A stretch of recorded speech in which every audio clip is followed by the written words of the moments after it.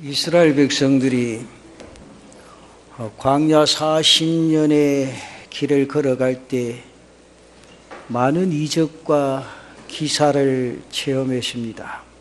그 이적 가운데 참으로 신기한 것이 하나가 있습니다.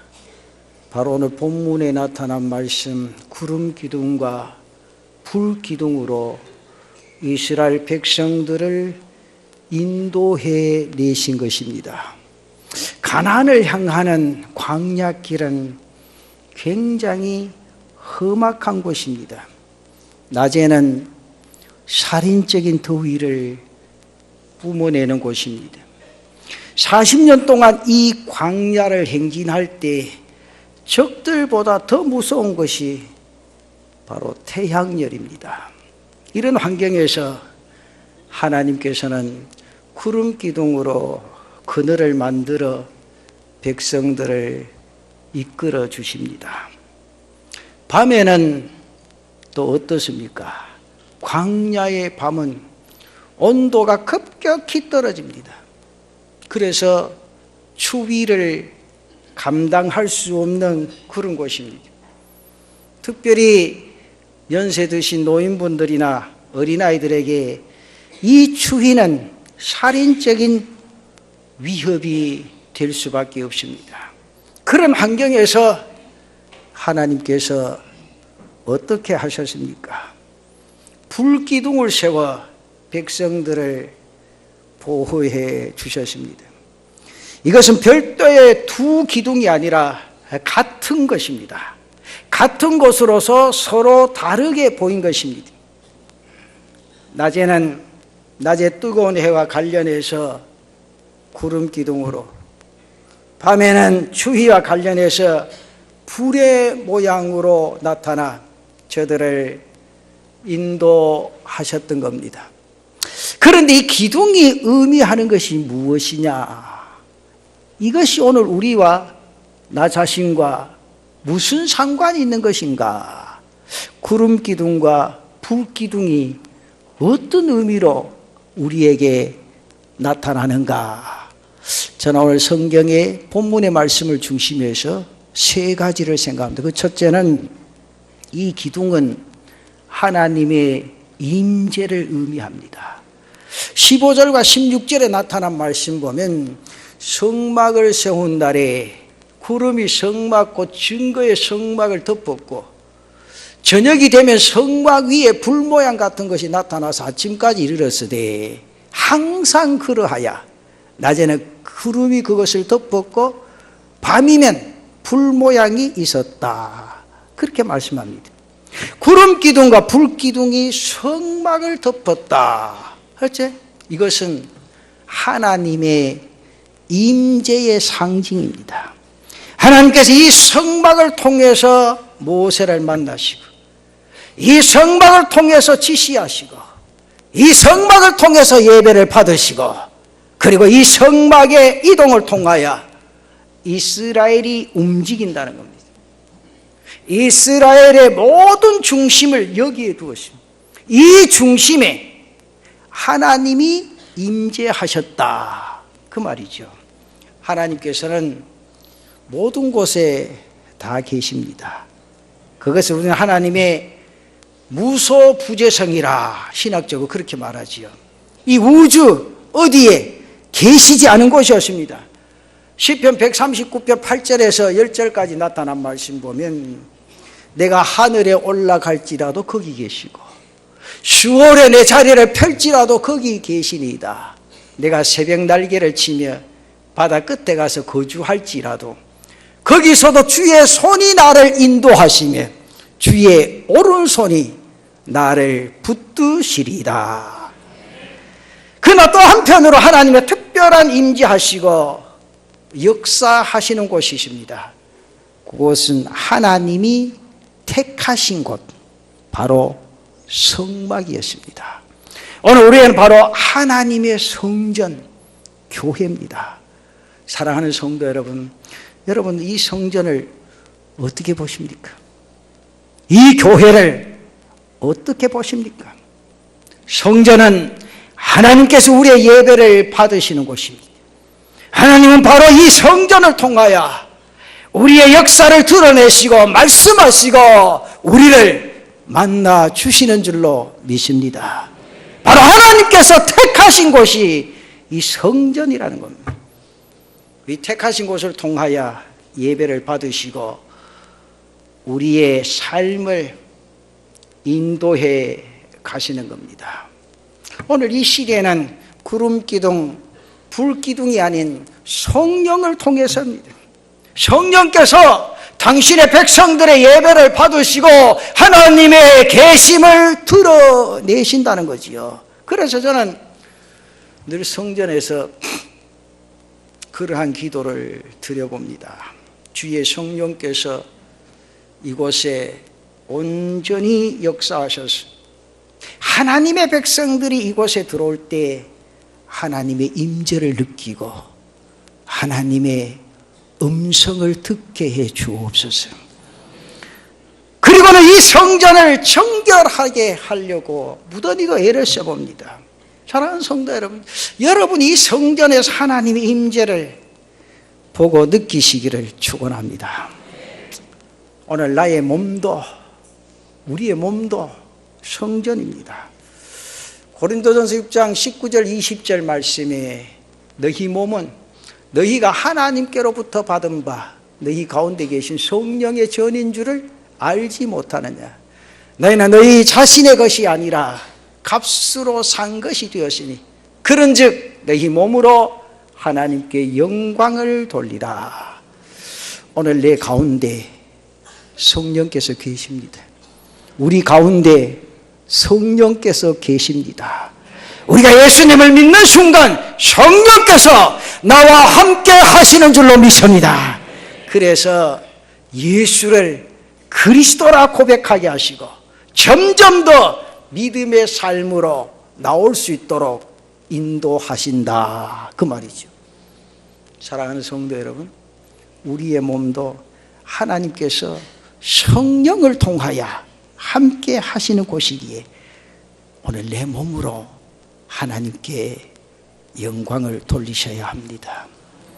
먹는 것, 입는 것, 내가 움직이는 행동 하나하나를 통하여 성령을 근심되게 하는 것이 아니라 성령을 기쁘시게 하는 성도들 되시기를 바랍니다. 하나님을 드러내는 삶으로 하나님의 뜻을 나타내는 제단의 성도들 되시기를 바랍니다. 이 두 번째, 이 기둥은 하나님의 인도하심을 의미합니다. 성막을 덮고 있던 이 구름은 이스라엘 백성들을 보호하고 인도하는 구름이었습니다. 단지 하나님의 영광의 임재만 있었던 것 아니죠. 하나님께서 그렇게 임재하시면서 나아가 하나님은 이스라엘 백성들을 인도해 나가십니다. 오늘 본문에 보니 구름이 떠오르면 이스라엘 백성들이 진행하고 구름이 머물면 이스라엘 백성들이 구름이 머무는 그곳에 진을 칩니다. 구름이 저녁부터 아침까지 왔다가 아침에 떠오르면 백성들이 또 움직입니다.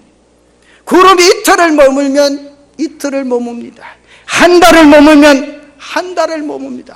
1년이 머물면 1년 동안 진을 치고 머물렀습니다.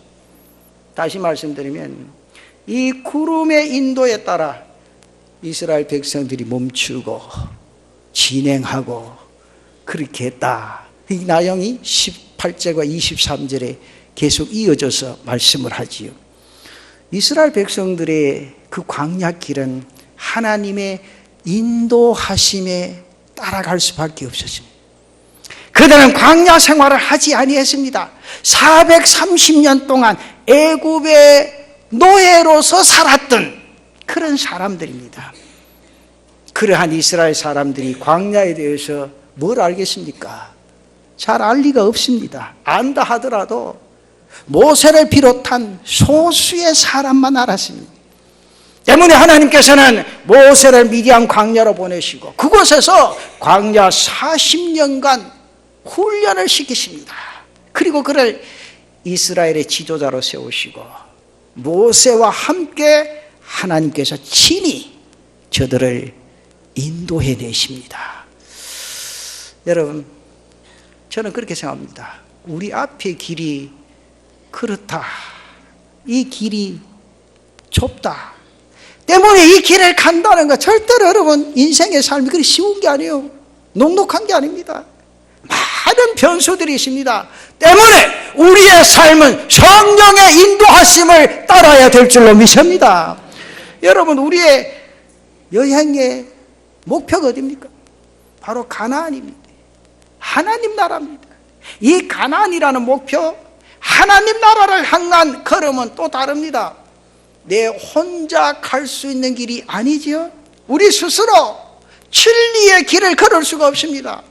예수 그리스도를 말미암지 않고는 아버지께로 갈 수가 없느니라 예수님께서 말씀하십니다. 요한복음 14장 6절 말씀에 예수께서 이르시되 내가 곧 길이요 진리요 생명이니 나로 말미암지 않고는 아버지께로 올 자가 없느니라.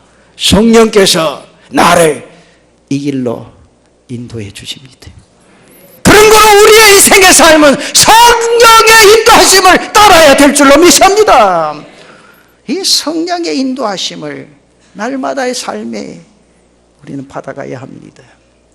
그래야 내가 진리의 말씀을 깨달을 수 있고, 그래야 내가 진리 안에서 살아갈 수 있고, 그래야 구원의 길을 향하여 정확하게 걸어갈 수 있는 줄로 믿습니다. 때문에 우리는 성령의 인도하심을 받으셔야 됩니다.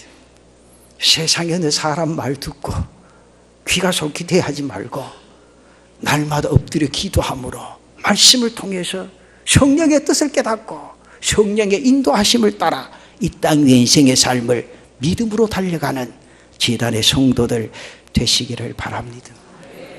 이스라엘 백성들 앞에는 수많은 위험들이 놓여 있습니다. 출애굽기 13장에 보면 이스라엘 백성들이 바로 진행하면 그들 앞에 블레셋이라는 나라가 있었습니다. 이 나라는 전쟁이 아주 강한 나라입니다. 이 백성들이 이 전쟁을 보면 겁이 나서 애굽으로 돌아갈 수 있기 때문에 광야길로 인도해야 됐습니다. 그리고 또 저들을 보호하고 지켜야만 했습니다. 우리의 삶 속에도 이러한 위협들이 항상 존재합니다. 정말 우리의 삶에 수많은 블레셋이 있습니다. 아말렉도 있습니다. 수많은 영적 위협들이 우리 앞에 놓여 있습니다. 하지만 하나님께서 우리와 함께 하시고 보호하시고 이기게 해 주실 줄로 믿습니다. 사람들은 무엇이든지 쉽게 가고 싶어. 그래서 빨리빨리 달려가고 싶어 합니다. 근데 그것이 반드시 좋은 것만 아닙니다. 내가 빨리 가고 갑작스럽게 이루었을 때 내가 감당할 수 없고 책임을 다하지 못한다면 아니한 것만도 못합니다. 오히려 그것이 더 큰 아픔과 실패로 내몰아간다면 그것은 오히려 내 인생의 삶에 해가 될 수밖에 없습니다.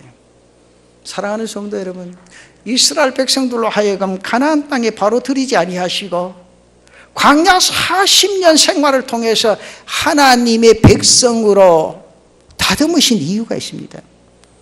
이스라엘 백성에게는 400년 동안 노예 생활을 하면서 애굽의 문화나 노예의 근성을 자신의 삶 속에서 내던지지를 못했어요. 버리지를 못했습니다. 그런 거로 가나안에 들어간다 해도 하나님의 백성으로 온전히 살아갈 수 있는 그런 단계에 이르지를 못했다는 거죠. 그래서 하나님께서 광야길을 통해서 하나님의 백성으로 훈련시키셨다, 그 말입니다. 이와 같이 오늘 우리의 땅 위의 삶 가운데서도 훈련의 과정과 든든한 하나님의 자녀로 삼으시기 위해서 훈련하시는 것을 절대 잊지 마시길 바랍니다. 그래서 이렇게 한번 생각해 보십시오.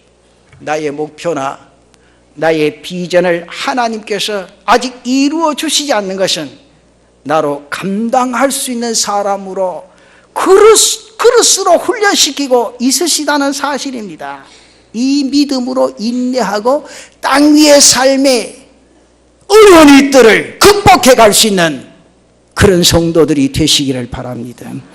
머지않아서 극복하고 나면 하나님의 예비하신 축복이 여러분 삶 속에 임하게 될 줄로 믿습니다.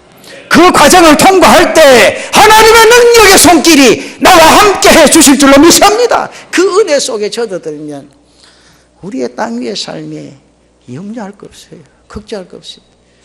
여러분 오늘까지 달려온 게 여러분 힘으로 왔습니까? 얼마나 세상이 복잡합니까? 하루에도 수많은 사람이 교통사고, 화재로 우리가 생각할 수 없는 일로 이 세상을 사라져 갑니다. 그러나 하나님께서 나를 불꽃 같은 눈으로 지키시고 오늘에 이르게 하시고 더 진실한 신앙으로 살아갈 수 있는 그런 은혜를 주셨다는 사실이 얼마나 행복하고 감격합니까? 그 은혜 속에 젖어드는 우리 성도들 되시기를 바랍니다. 그리고 마지막 한 가지는 구름이 아닌 하나님을 보는 눈이 필요합니다. 여러분 제단에 오시면 사람 때문에 시험 쓰지 마세요. 저는 그럴 때마다 아주 괴롭습니다. 교육자가 그럴 수 있나, 장로님이 그럴 수 있나, 권사님이 그럴 수 있나, 똑같아요. 그럴 수 있습니다. 왜? 하루 세 끼 먹어야 힘을 얻고 그래야 또 쌓야 정상적인 땅 위의 삶을 살아갑니다. 그렇지 않습니까? 그게 인간이에요. 그러나 하나님이 내게 주신 직분이 다르다는 거죠. 그 직분을 서로가 감당해가는 거예요. 그 때문에 신앙생활하면서 사람 때문에 시험 받는 것만큼 어리석은 건 없어요. 왜? 그 배후에 하나님을 바라보지 못하기 때문에. 교회 어떤 직분만 바라봤지 하나님을 보지 못했다는 이 오늘 성경의 내용을 가지고 한번 풀어보십시다. 오늘 말씀에서 우리는 깨달아야 될 거 하나 있습니다. 이스라엘 백성들이 중대한 실수를 한 게 하나 있습니다.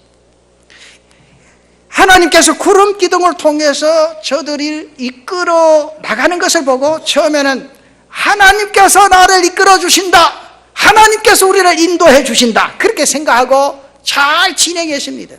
그런데 시간이 지나면서 저들이 본 것은 구름 기둥이지 배후에 역사하시는 하나님이 아니었다는 거죠. 그 증거가 무엇인가 하면 이 백성들이 하나님의 인도하심을 보고서도 조그마한 어려움 앞에서 뭐합니까? 누구를 원망하죠? 하나님을 원망하고 하나님을 불평합니다. 오늘 우리가 본 본문에서 넘어 11장에 가면 이스라엘 백성들이 원망하고 불평하는 그런 장면이 막 나옵니다. 그리고 이어서 이제 만나에 대한 불평도 합니다. 여러분 만나에 처음 맛볼 때는요 꿀맛 같았더라. 근데 이제는요 민수기 11장 8절에 보면 뭐라고 하는지 압니까? 백성이 두루다니며 그것을 거두어 맷돌에 갈기도 하며 절구에 찍기도 하고 가마에 삶기도 하고 과자를 만들어 그 맛이 기름 섞은 과자 맛 같더라. 기름 섞은 과자 맛 같더라. 그래도 불평하지요. 여러분 사람이 만족이 없어. 여러분 결혼할 때도 행복하려고 하죠. 남편들 보고 다 만족합니까? 웃기네. 왜 웃나? 뒤에 그 남자분들 아내 보고 다 만족합니까?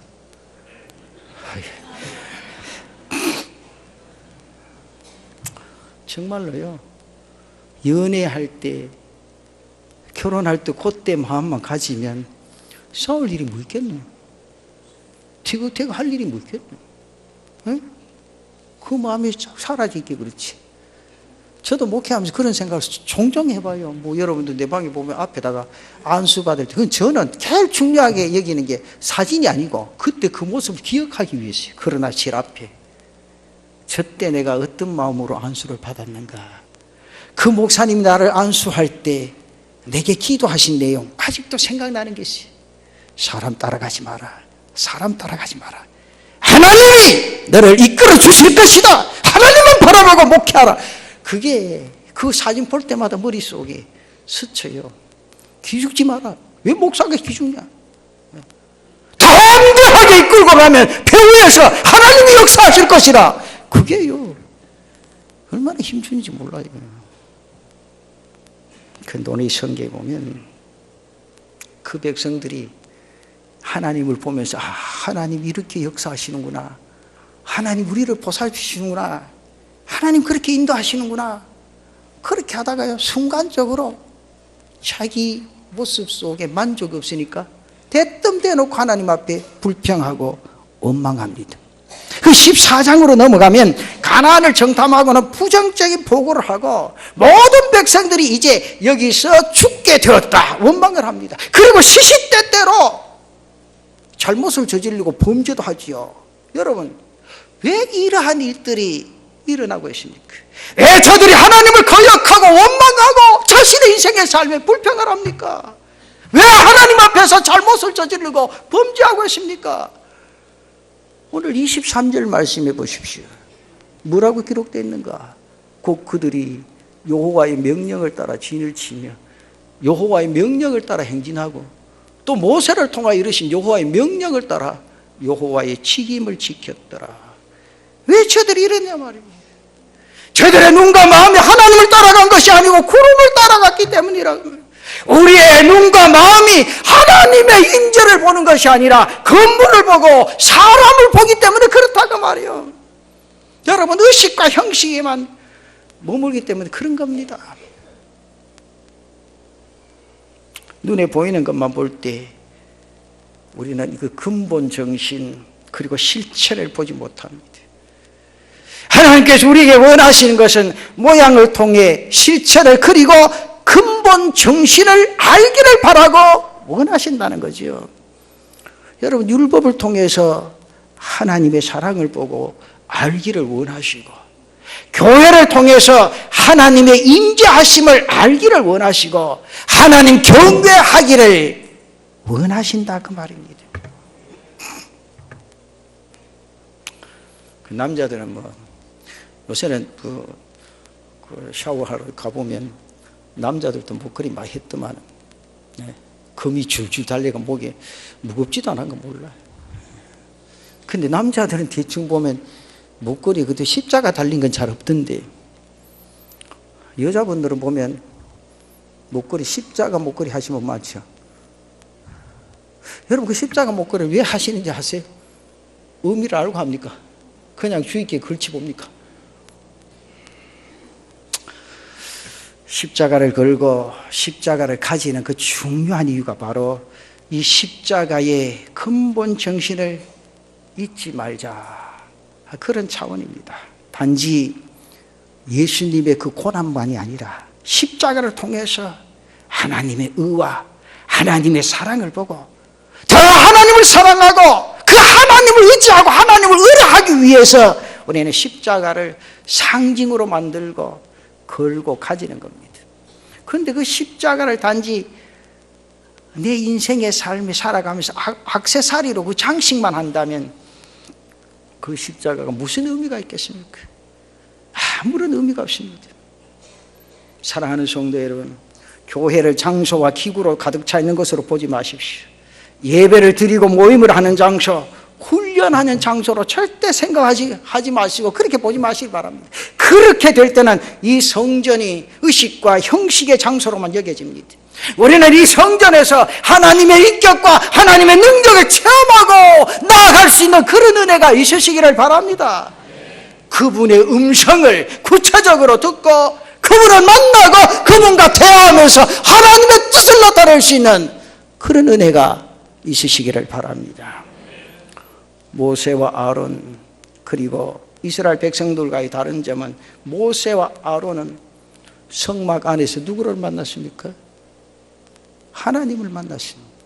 그분을 구체적으로 만나고 그러면서 하나님의 음성을 듣고 그분의 지시와 그분의 인도하심을 받았습니다. 그런데 백성들은 구름만 봤다는 거죠. 오늘 예수 믿는 사람들이 세상의 교회 건물만 보고 판단해버리는 잘못이 얼마나 많냐 그 말입니다. 심지어 교회 멀지. 어떤 분들은 목사님 그 교회 가면 영어 예배 드린답니다. 그거 가서 애들 교육받도록 하랍니다. 등신 같은 거 아닙니까? 미국에서 살지 근데 영어 예배 드리러 영어 목사님 애들은 영어 교육 받아야 머리가 튀고 뭐 한다라. 우리나라 대한민국 사람이지 우리가 미국 사람이어야 돼. 예배는 그 나라 말로 들어질 때 영감이 나고 깨달음이 느껴지고 하나님의 뜻을 발견하게 되는 거예요. 그게 예배라는 말이죠. 공부는 공부해야지. 교회가 얼마나 잘못되게 흘러가는지 몰라요. 주일에 예배 드리는 것도 뒤에 말지. 카드로 헌금 빼고 헌금하고 말지. 지로로 헌금을 내고 말지.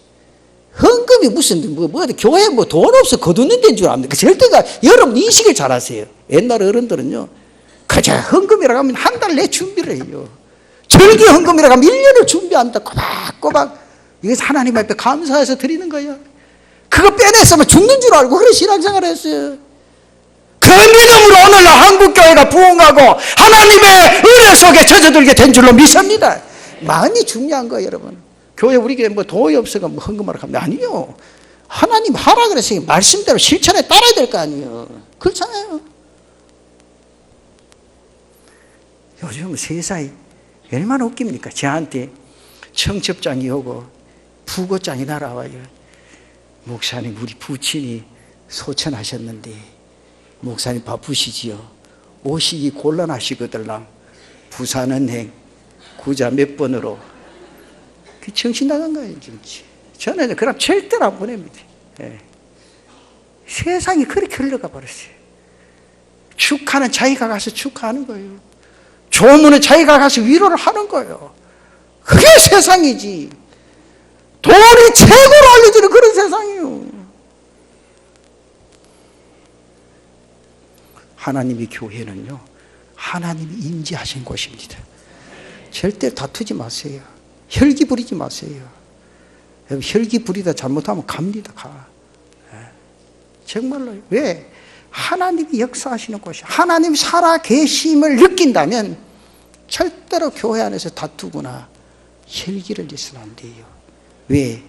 하나님이 보시고 직접 하나님 역사하시는 곳이라고 말이에요.